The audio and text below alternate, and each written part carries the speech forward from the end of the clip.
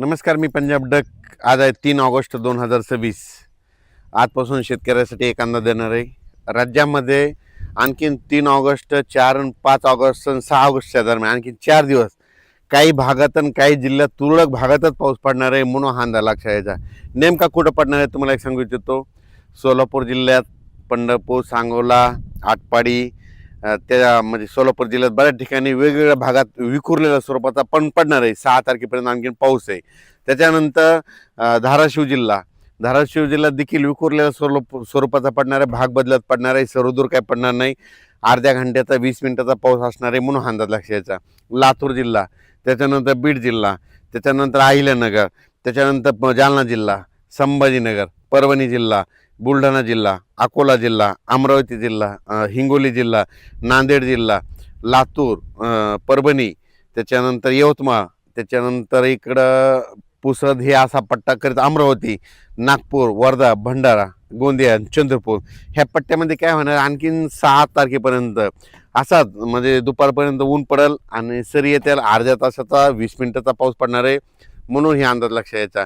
त्याच्यानंतर 7 तारखेच्या नंतर 7 ऑगस्ट नंतर चांगली उघडीप भेटेल म्हणून हे लक्षात यायचं.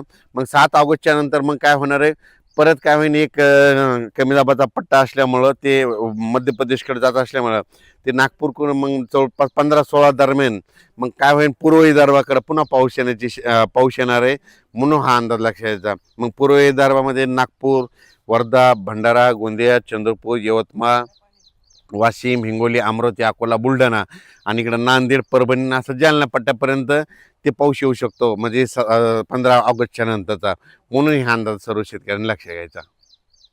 आता कोकणपट्टीचा म्हणजे कोल्हापूर, सांगली, सातारा, पुणे हे जे पालघरपर्यंत तिकडं मग आता घाटमाथ्यावर काय होईल 6 तारखेपर्यंत आणखीन त्या सरी मग चालूच राहतील म्हणून हे अंदाज लक्षात द्यायचा. पुण्यात देखील काय होईल, थोड्या सरीच येतील आणि 6 तारखेच्या नंतर पुण्याचा देखील पाऊस बंद होणार आहे 7 तारखेपासून म्हणून पुणेकरांनी अंदाज लक्षात द्यायचा. मुंबईकडं देखील काय होईल 7 तारखेच्या नंतर, 7 ऑगस्टच्या नंतर पुन्हा तिकडला देखील पाऊस कमी होणार आहे म्हणून अंदाज लक्षात द्यायचा. नाशिककडला देखील पाऊस 7 ऑगस्ट नंतर कमी होणार आहे म्हणून अंदाज लक्षात द्यायचा. म्हणजे सांगायचं झालं तर जळगाव, धुळे, नंदुरबार, नाशिक आणि हे कोकणपट्टी, इगतपुरी, घाटमाथा इकडं काय होईल सध्या तरी 6 तारखेपर्यंत असाच विखुरलेल्या स्वरूपाचा 10 मिनिटाचा 20 मिनिटाचा अशा सरी येतील म्हणून हा अंदाज जळगाव जिल्ह्यातल्या शेतकऱ्यांनी घ्यायचा म्हणून हे लक्षात यायचं. म्हणून शेतीचे कामे करण्यासाठी आता वेळ आहे म्हणजे 15 ऑगस्टपर्यंत एक कमी दाबाचा पट्टा येईल पण ते मध्य प्रदेशकडे जात असल्यामुळं फक्त विदर्भातच त्याचा पाऊस पडणार आहे म्हणून हा अंदाज सर्व शेतकऱ्यांनी लक्षात घ्यायचा. आणि तसंच नाथसागर म्हणजे मराठवाड्याची ताण भागवणारं नाथसागर म्हणजे जायकवाडी धरण आजच्याला 90% भरणार आहे आणि कोणत्याही क्षणी त्या जायकवाडी धरणाचे दरवाजे, कारण की तिकडून पाण्याची आवक सुरू असल्यामुळं कोणत्याही क्षणी गोदावरी नदीत पाणी येणार आहे. मग गोदावरी नदीत जर पाणी आलं तर नाथसागरातून पाणी निघाल्याच्या नंतर ते पाणी सरळ नांदेडकडे येतं. मग हे जे बॅरेज आहे ते भरत भरत येणार आहे.